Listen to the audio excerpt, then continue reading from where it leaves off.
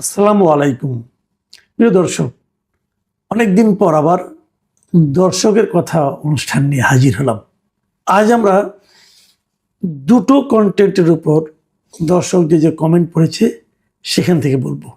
আমরা যে দুটো কন্টেন্ট নিয়েছি সেটা হলো যেটা গত রাতে আমরা আপ করেছি, যেমন চাঁদাবাজির নতুন সংজ্ঞা, যেটা সেও নাম ছিল, আর থাম্বনেলে ছিল দুটো কথা, যে সরকার কি চাঁদাবাজিকে বৈধতা দিতে চায়, আর আমাদের এমপি তো ভাইরাল হয়ে গেলেন।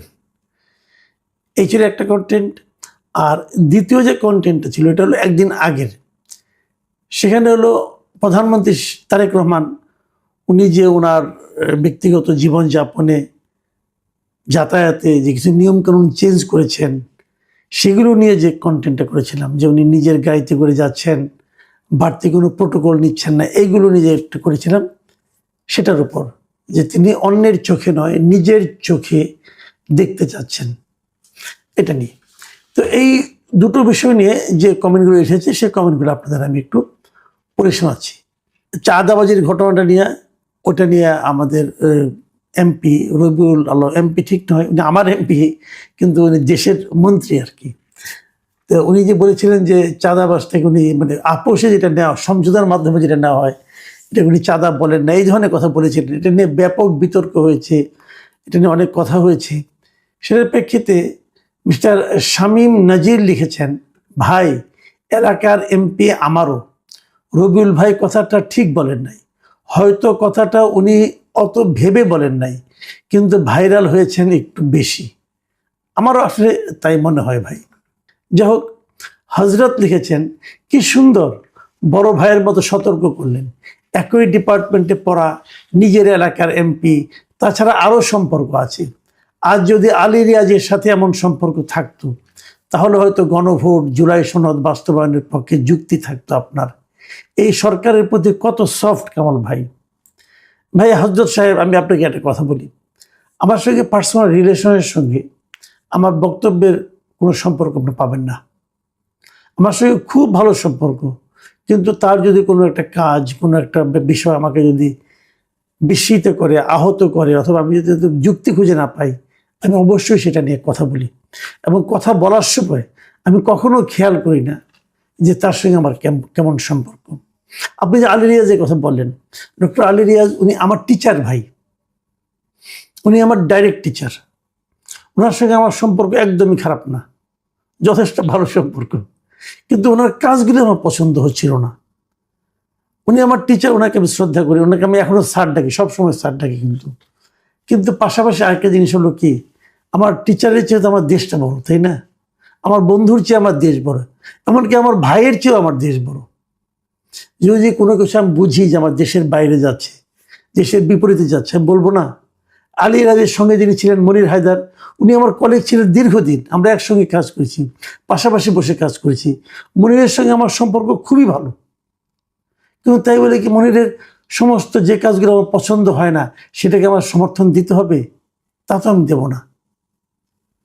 কাজেই আপনি যে আমি কারোর প্রতি সফটও না ভাই, এই সরকারের প্রতি আমি সফট না। এই সরকারের কোনো একটা, যেমন ধরেন সরকারের প্রথম দিন যে মন্ত্রিপরিষদ গঠন করা হয়েছে, ওই দিনই কিন্তু আমি প্রশ্ন করেছি যে এত লোক থাকতে খলিল কেন, কিন্তু প্রথম দিনই প্রশ্ন করেছি। কাজেই কেউ কিছু ভালো করলে অথবা কারো কোনো ভালো করার সম্ভাবনা দেখা গেলে সেটাকে নিয়ে সমালোচনা করা তো কোনো মানে হয় না। কেবল সমালোচনার জন্য সমালোচনা তো আমি করতে চাই না।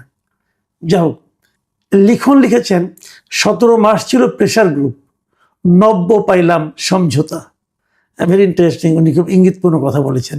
আবদুল্লাহ ইমরান লিখেছেন, ববি হাজ্জাজ ও শেখ রবি দুজনেই মোটামুটি ভালো ভাইরাল হয়েছেন। একজন বিদেশ থেকে ছাত্র এনে দেশে পড়ালেখা করাবেন, আর আরেকজন সমঝোতায় চাঁদাবাজি করবেন। বর্তমান সরকারের প্রধানমন্ত্রী, মন্ত্রী, প্রতিমন্ত্রী ও এমপি, আপনাদের বুঝে শুনে বক্তব্য দিতে হবে, কারণ বিরোধী দল হচ্ছে শিক্ষিত ক্রিমিনাল। খুব সুন্দরভাবে বিশ্লেষণ করলেন কামাল ভাই, আপনাকে অনেক ধন্যবাদ মিস্টার ইমরান। সজীব মোহাম্মদ লিখেছেন, ইউনুসের প্রেস সচিব ডাস্টবিন শফিক আপনাকে নিয়ে কঠোর ভাষায় সমালোচনা করেছেন, আশা করি এর উত্তরটা আপনি দিবেন। ভাই এর উত্তরটা আমি কি দেবো বলেন? আমি এটা দেখেছি, ওই শারমিন চৌধুরী একটা টকশোতে আমাকে নিয়ে হঠাৎ করে উত্তেজিত হয়ে গেছেন, হয়ে যে মানে যা বলেছেন এটা আমি কি উত্তর দেব। উনি বলেছেন যে আমি নাকি ভুল ভাল বলি, আমি যা কিছু বলি তার 80% ভুল। তারপরে আমি কোথায় লেখাপড়া করেছি, আমি নাকি কোনো লেখাপড়া যাই না, লেখাপড়া কোথাও করি নাই, মূর্খ একজন, কোথা থেকে আমরা আমাদের মতো লোক আসে, এগুলি নিয়ে ওনার অনেক প্রশ্ন, ওনার কৌতূহল। তো এইগুলি আমি কি উত্তর দেবো বলেন? সবচেয়ে ভালো কি জানেন, আমার উত্তর দেওয়া লাগবে না, আপনারা যে যে জায়গায় এই ভিডিওগুলো আছে সেই ভিডিওর নিচে যে কমেন্টগুলো আছে, পাবলিক কমেন্টগুলো আছে, এই কমেন্টগুলো পড়েন, পড়লেই বুঝতে পারবেন পাবলিক ওনার কথাটাকে কীভাবে নিচ্ছেন। আমার তো কিছু বলার না, আর আমি কি এভাবে যে যে বলবো, আমার ব্যাপারে অনেকে অনেক কিছু বলে। ইলিয়াস হোসেন মাঝখানে একবার লেগেছিল আমার বিরুদ্ধে, পিনাকি সাহেব একবার লেগেছিলেন আমার বিরুদ্ধে, আবার উনি লাগছেন। তো বুঝতে পারছি ওনাদের কোনো একটা হাতে ঘা লাগলে এরকম হয় অনেক সময়। তো এটা নিয়ে আমার কি বলার আছে? আর আমি যদি বলি, উনি আমাকে বলে দিদি এখন হচ্ছে কি মধ্যে, যেটা আমি যেটা বুঝি আর কি, যে উনি তো এখন আর প্রেস সেক্রেটারি নাই। যেমন ধরেন আমরা কিন্তু বিভিন্ন সময় টকশো করি, আমরা টকশোতে যাই, আমাদের সঙ্গে সিনিয়র জুনিয়র অনেকে বসেন। শফিক সাহেব এখন আর টকশোতে মানে শেষ দিকে উনি যখন প্রেস সেক্রেটারি ছিলেন, উনি আবার নিয়ম করে নিয়েছিলেন উনি একা বসবেন, উনি অন্য কারোর সঙ্গে বসবেন না। কারণ অন্য কারোর সঙ্গে বসলে কার সঙ্গে কখন বেজ্জতি হইতে হয় কোনো ঠিক তো নাই, প্রশ্ন করলে প্রশ্ন জবাব দিতে পারবেন না, কি করবেন, এই ভয়ে উনি একা একা বসতেন। তো এখন তো উনি কেউ একাও ডাকবে বলে আমার কাছে মনে হয় না। তো উনি আর তো এখন আলোচনায় নাই। উনি কোন একটা পত্রিকা নাকি সম্পাদক হতে চাচ্ছেন, সেই পত্রিকার নামও আমি জীবনে শুনি নাকি, ডেইলি ওয়াদা নাকি নাম, জানি না কি হবে। ইংরেজি পত্রিকা কে পড়বে বলতে পারবো না। যাই হোক, আমাদের এখানে ইংরেজি পত্রিকার পাঠক অনেক বেশি আছে, সেটাও জানি না। এখন ওনার তো আলোচনায় থাকতে হবে। এখন যদি উনি আমাকে একটু গালাগালি করে আলোচনায় থাকতে পারেন, তো আমি এতে কি বলবো, বরং আমি একটু খুশি থাক, ভদ্রলোক আলোচনায় থাকুক, অসুবিধাটা কি। যাও, শাহনাজ আক্তার লিখেছেন, আসসালামু আলাইকুম স্যার, এখন তো নতুন সরকার আসলো, আনিস আলমগীর স্যারের জামিনের বিষয় কি একটু জানতে চাই স্যার। আজকে 2 মাস 6 দিন হয়ে গেল, আনিস আলমগীর স্যারেরা এখনো জামিন হয়নি। হ্যাঁ, এটা খুবই আসলে উদ্বেগের বিষয়। আমরা মনে করি, আমি সরকারের কাছে দাবি জানাচ্ছি, আনিস আলমগীরের যদি সে জামিন পায় তো জামিনটা দয়া করে আটকে রাখবেন না। জাহিদুল ইসলাম লিখেছেন, আসসালামু আলাইকুম ওয়া রাহমাতুল্লাহ, সমঝোতার ভিত্তিতে চুপ থাকলাম। জাহিদুল ইসলাম, শিক্ষক, 5 রাইস, চট্টগ্রাম। ঠিক আছে ভাই, আপনার রসজ্ঞান আমাকে মুগ্ধ করেছে। সাথী খান লিখেছেন, জনাব মাসুদ কামাল সাহেব, অতীতে আপনাকে অনেক ঘৃণা করেছি, সবসময় মনে হতো আপনি আওয়ামী লীগের বিপক্ষে বলেন, কিন্তু আমার ধারণা ভুল ছিল। আপনি সবসময় সত্যিটা তুলে ধরার চেষ্টা করেন। আমি নিজেও সত্যের পক্ষে, আমি কোনো জুলুম নির্যাতনের পক্ষে নই। সত্যি কথা বলতে কি, আপনি অসাধারণ একজন মানুষ। আপনি সবসময় ন্যায়ের পক্ষে, অন্যায়ের বিরুদ্ধে থাকবেন। কার পক্ষে গেল কার পক্ষে গেল না সেটা দেখার প্রয়োজন নাই। আপনার সুস্বাস্থ্য দীর্ঘায়ু কামনা করছি, ভালো থাকুন পরিবারের সবাইকে নিয়ে, আল্লাহ হাফিজ। আপনাকে অনেক ধন্যবাদ এবং কৃতজ্ঞতা। জান মোহাম্মদ লিখেছেন, আমিও খুব খুশি উনি যে এভাবে আমাদের দেশটাকে নেতৃত্ব দিয়ে প্রচলিত কিছু নিয়ম কানুন বদলে দিয়ে আমাদের দেশটাকে এগিয়ে নিয়ে যেতে পারেন। মহান আল্লাহ তাআলার নিকট এই দোয়াই করি, আল্লাহুম্মা আমিন। এটা হলো ওই তারেক রহমান যে ওনার গাড়ির বহর কমিয়েছেন, নিজের গাড়িতে যাচ্ছেন, নিজে তেল কিনছেন এবং রেড সিগন্যালে দাঁড়াচ্ছেন, এই যে নিউজটা ছিল, এই যে কন্টেন্ট ছিল, সেই প্রসঙ্গে উনি এই কথা বলেছেন যে এভাবে যেন উনি দেশটাকে নেতৃত্ব দিতে পারেন। এখন যেগুলি পড়ব সবগুলো ওই কন্টেন্টের ভিত্তিতে। বিজয় সরকার লিখেছেন, মাননীয় প্রধানমন্ত্রী, আপনার সিদ্ধান্তকে সম্মান ও বিনম্র শ্রদ্ধা। এইভাবে যদি চলতে পারেন তাহলে অনুকরণীয় হয়ে থাকবেন। আপনি দেশটাকে, আমাদের ধ্যান ধারণাকে বদলে দিলেন। রিমন জাহিদ লিখেছেন, মাশাল্লাহ, যতই দেখছি ততই অবাক হচ্ছি। মানে এই সরকারের কর্মকাণ্ড হতো। ন্যাচারাল বিউটি বিডি লিখেছেন, ভাই, আপনাকে আমি আজ 5 বছর যাবৎ ফলো করি। এই লম্বা সময়ে আপনাকে আমি যতটুকু বুঝতে পারছি, আপনি খুব ভালো জানেন কোথায় কোথায় তেল দিতে হবে। যাই হোক, আপনি আমাকে ফলো করছেন এবং বুঝতে পারছেন কোথায় কোথায় তেল দেওয়া হবে। আচ্ছা, মানুষ তেল দেয় কেন এটা বলেন আপনি? তেলটা কেন দেয়? কিছু পাওয়ার জন্য তো, তাই তো? ভাই, আমার কোনো পাওয়ার আকাঙ্ক্ষা অথবা ইচ্ছা নাই, কারো কাছ থেকেই নেই। আমি কারো কাছ থেকে কিছু পেতে চাই না। যদি পেতেই না চাই তাহলে তেল দেবো কেন? আর যদি পেয়ে যায় কিছু, সেটা তো আপনারা বুঝবেন যে আমি এটা পেয়েছি।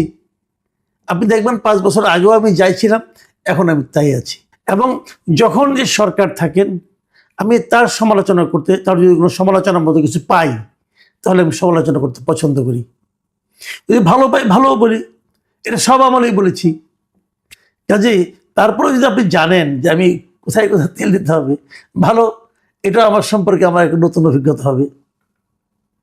প্রফেসর বেগম কোহিনুর লিখেছেন, জরুরি ভিত্তিতে রিক্সা প্রতিমন্ত্রীর খুব প্রয়োজন।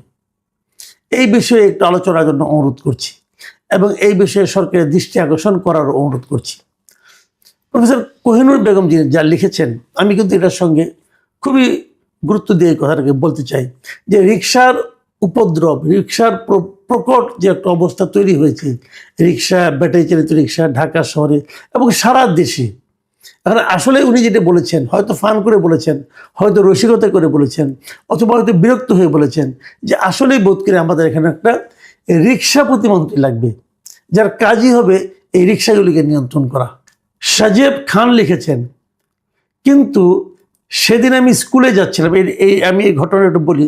এটা হলো ওই যে প্রধানমন্ত্রী যে যানজট এড়ানোর জন্য, মানুষের ভোগান্তি কমানোর জন্য যে গাড়িতে যেভাবে যাচ্ছিলেন, সেই প্রসঙ্গে উনি মন্তব্যটা করেছেন। কিন্তু সেদিন আমি স্কুলে যাচ্ছিলাম, আমার স্কুল হচ্ছে বিকেএসপির জিরানি। তারেক রহমান আসছিলেন নবীনগর জাতীয় স্মৃতিসৌধে, কিন্তু দুঃখের বিষয়, সে আসার আগেই প্রায় 20 কিলোমিটার আগে থেকেই রাস্তা বন্ধ করে দিয়েছে। নবীনগরের 20 কিলোমিটার আগে চন্দ্রা। তারপর অনেক কষ্ট করে স্কুলে যাই, আবার ভাড়া 30 টাকা বেশি লাগলো। আমি না হাজার মানুষ এই সমস্যায় পড়তে হয়েছে, চাইলে আপনার কাছে ভিডিও দিতে পারি। দেখুন, এই যে সাজেব খান যে কথা লিখেছেন, আমি সরকারের দৃষ্টি আকর্ষণ করছি, যারা এই আইন শৃঙ্খলা রক্ষা করেন, যারা ট্রাফিক নিয়ন্ত্রণ করেন, তাদেরকে বলছি। মাননীয় প্রধানমন্ত্রী কিন্তু বলেছেন উনি এগুলো চান না, ওনার কারণে সাধারণ মানুষ ভোগান্তিতে পড়ুক, এটা ওনারা চান না, উনি চান না। কিন্তু উনি যেটা চান না সেটা দয়া করে করতে যে আপনারা অতিরিক্ত তৎপরতা দেখাতে গিয়ে আপনারা বিশেষ কি লাভ করবেন জানি না, কিন্তু মাঝখান থেকে আপনারা প্রধানমন্ত্রীর বদনামটা করবেন। প্রধানমন্ত্রী ঢাকা শহরে যেটা বলছেন, ঢাকার বাইরেও একই কথা ওনার জন্য প্রযোজ্য হবে।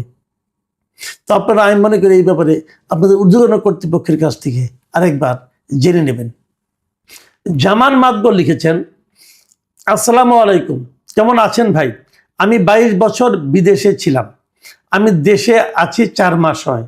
জীবনে কখনো ভোট দেই নাই, এবারও দিতে পারি নাই। কেন? আমি যে দলকে ভোট দিব ওই দলটা নির্বাচনের বাহিরে। দেখুন, এই যে কথাটা উনি বললেন, এই কথাটা কিন্তু আমার কাছে খুবই গুরুত্বপূর্ণ মনে হয়েছে। আমি কথাটা আগেও বলেছিলাম যে সেই নির্বাচনটাকে আমি কিভাবে একটা সুন্দর নির্বাচন বলবো, যে নির্বাচনে মানে কোটি কোটি লোক, মানে 1 কোটি তো বটে, মিনিমাম 1 কোটি লোক তাদের পছন্দের মার্কায় ভোট দিতে পারবে না। সেই নির্বাচনকে আর যাই হোক কোনো ভালো নির্বাচন বলা যায় না।